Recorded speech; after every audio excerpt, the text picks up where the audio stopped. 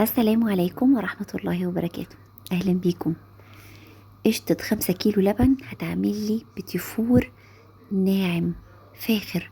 بيتيفور كده إكلاس بيدوب في البق، نعومته وجماله ملهاش حل.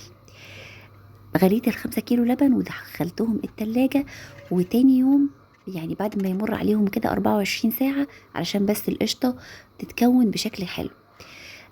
اخد بقى القشطة دي واحطها في طبق وبمضرب البيض كده، واشتغل فيها لحد ما ابتدي اشوف القشطه دي بتفصل، اللبن بيطلع لوحده،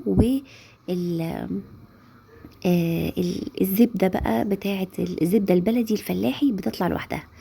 طيب لو مش حابين تعملوا الخطوه دي وهتشتروا الزبده الفلاحي جاهزه، ف يا ريت برضو تعملوا الخطوه دي، يعني تضربوها قبل ما تشتغلوا بيها. بصراحه البيتيفور ده على قد ما هو حلو قوي وفخم قوي، بس نجاحه محتاج شويه تكنيك.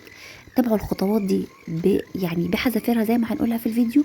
البيتيفور هيطلع معاكم ناجح نجاح غير طبيعي، وطعمه والله بمنتهى الامانه اجمل من الزبده النيوزيلندي، لانها طبيعيه جدا وخفيفه جدا جدا جدا. بس نتبع الخطوات بقى بتركيز. بصوا، انا قعدت حوالي اضرب حوالي ربع ساعه او اكتر لحد ما ابتدت تفصل كده. كملت عليها ضرب، بدات تفصل خالص بقى، يعني لدرجه انه اللبن بدا يتطاير في وشي كده وانا بعمل فيها. بعد كده بقى همسكها اصفيها واعصرها تماما بايدي. شايفين كميه اللبن اللي طالعه من القشطه بتاعه 5 كيلو لبن؟ طلعت حوالي آه 3/4 كوبايه لبن، يعني عالي الدسم، يعني مش يعني هو لبن، بس هو لبن دسم قوي، ما ينفعش، ما نقدرش نشربه، يعني هستخدمه دايما في معجنات او في حلويات او كده. زي ما انتم شايفين بعصرها كويس قوي. فلو حتى هتشتروا زبده فلاحي جاهزه من الفلاحه، فيا ريت تعملوا الخطوه دي، تضربوها كده وتعصروها كويس علشان تتاكدوا. انا ما عملتش بس كده، مش الخطوه دي. شوفوا دي كانت عندي في التلاجة، في شكلها مختلف ازاي عن الزبده اللي انا هعملها. انا عملت الزبده دي كده وعصرتها كويس زي ما انتم شفتوا، وشكلتها على شكل قالب، وهحطها في التلاجة اسبوع كامل. بصراحه الخطوه دي برضو بتفرق. يعني انا كنت وزنها، كان وزنها 400 جرام. بعد لما جيت اقطعها كده لقيت وزنها خس 10 جرام تقريبا. صحيح هي ال10 جرام حاجة بسيطة، بس ال10 جرام دول كلهم مية اتبخرت من قعدتها في التلاجة، وبقت معايا زبدة تحفة جدا. زبدة كأننا شاريينها من فرنسا يعني أو نيوزيلندا نفسها. بس كده حطيت ال 400 جرام زبدة اللي هم كوبايتين من الزبدة. طبعا كوبايتين من زبدة بدرجة حرارة المطبخ عشان تعرفوا تعيروها صح. و3/4 كوباية من السكر اللي هم 140 جرام من السكر، ورشة كده من الفانيليا. والتركية الجاية بقى هي اللي مهمة قوي، خليكم معايا علشان الحتة دي أهم حاجة لنجاح البيتي فور. طبعا بعد ما نضرب الزبدة مع السكر ويهيش زي أي زبدة وسكر بيتضربوا مع بعض، هنحط البيض. البيض بقى مهم جدا إن يكون حجمه صغير. انا حاولت اجيب اصغر بيضة من البيض العادي او بيض الكراتين، لقيته برضو كبير، فهضطر ان انا اقعد اشيل من البياض. فبصراحة قررت ان انا استخدم بيضة بلدي، بيضة كاملة بلدي على المقدار ده. اما البيضة العادية اللي هي بتاعت الكراتين هاخد منها الصفار بس، يعني بنستخدم بيضة وصفار بيضة على المقدار ده. طيب تمام، لو ما عندكوش بقى بيضة بلدي هتعملوا ايه؟ هتقعدوا تشيلوا بين البياض. وزي ما انتم شايفين كمان البيضة البلدي لونها غامق، فادتني اللون البيج كده او الاوفايد بتاع الزبدة النيوزيلندي، وكأني بقيت شغالة بزبدة نيوزيلندي لونها مش فاتح كده زي الزبدة بتاعتنا. بس لا طبعا لو استخدمتوا زبدة بقري هتديكوا نفس النتيجة. بعد كده نزلت عليهم بنص كيلو من الدقيق. تمام. وبعد كده خلاص المضرب مهمته انتهت تماما، كتر خيره قوي كده معانا. وهنقلب بقى بايدينا، ما بنعجنش، احنا بنقلب بس بايدينا لحد ما العجينه تلم معانا. خدوا بالكم من التركات اللي قلناها عشان البيتي فور ده ينجح.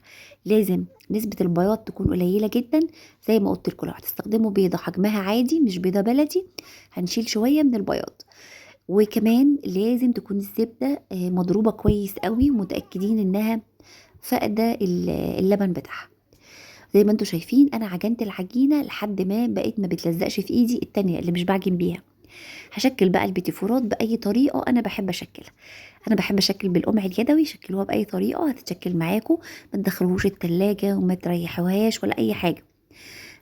هنسخن الفرن على درجه حراره من 160 كده ل 170. انا عايزه درجه حراره هاديه عشان البيتيفور ده بياخد وقت شويه في السوا، يعني بياخد اكتر من 20 دقيقه وممكن 20 دقيقه. يعني انا هوريكم دلوقتي ان الصواني بطلعها لونها عامل ازاي. وبصراحه انا برتاح في سوى البيتيفور ده بالذات، او النوع ده بالذات من البيتيفورات، برتاح انه يكون لون واخد لون شويه زي الصينيه اللي طلعناها. شايفين الصينيه دي طلعتها فاتحه، بس بعد ما دقتها لا، حسيت ان انا محتاجه ان انا ادخلها تاني. شايفين اللون الهادي الفاتح ده؟ لا ما عجبنيش في الطعم. دخلتها الفرن تاني وهوريكم اللون اللي عجبني وهقارنه لكم باللون ده. بصوا يعني حسيت ان انا بعد ما دقتها كده لا محتاجه سنه سوا كمان. شايفين البيتيفور ناعم قد ايه؟ ناعم ناعم، نعومه ملهاش حل. شايفين بقى اللي هي الغامقه دي هي اللي عجبتني اكتر من الفاتحه دي، وطبعا ده يرجع لذوقكم، بس تبقوا جربوها ودوقوها. شويه بقى البيتيفور اللي عملناهم دول بعد ما يتذوقوا هيعملوا لنا كيلو ونص من البيتيفور، وما تكلفناش اي حاجه خالص. 5 كيلو لبن بس يكون لبن طبيعي كده ودسم ومن جايبينه من مكان كويس. زيحت الشوكولاته خام. بصوا الموضة دلوقتي في البيتيفورات ما بقتش تتحشي بالمربى، يمكن علشان المحلات بتبقى عايزة البيتيفور يعيش مدة أطول، فما بقوش يحشوا مربى مشمش. لو حابين تحشوا مربى مشمش كده زي زمان اوكي، وزينوها بعد كده بالشوكولاتة زي ما انا بعمل دلوقتي. لكن انا حشيتها من الاول بشوكولاتة.